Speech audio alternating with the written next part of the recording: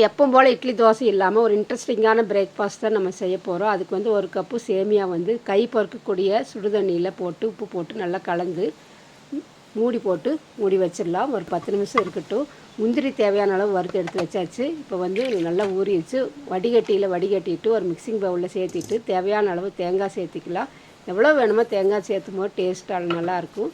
சர்க்கரை போட்டுட்டு ஏலக்காய் தூள் போட்டு நல்லா மிக்ஸ் பண்ணி வச்சுட்டு தேங்காய் துருவின அந்த மூடியிலேயே நல்லா கண்ணு பகுதியில் போட்டு இந்த மாதிரி மேலால் அழுத்தி விடக்கூடாது. இப்போ கொதிக்கக்கூடிய தண்ணியும் லிட்டு போட்டு மூடி வச்சு அந்த விசில் வரக்கூடிய இடத்துல அந்த ஹோலில் வச்சு நம்ம அந்த தேங்காய் சிரட்டையை வச்சுட்டு ஒரு லிட்டு போட்டு மூடி சுற்றிலும் ஆவி வர்ற மாதிரி நல்லா வந்த பிறகு நம்ம எடுத்தோம்னா நல்லா சாஃப்டாக குக்காய் வந்துச்சு பாருங்கள்.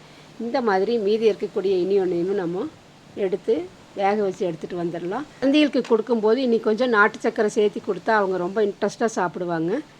நீங்களும் இதே மாதிரி ட்ரை பண்ணி பாருங்கள். தேங்க்யூ.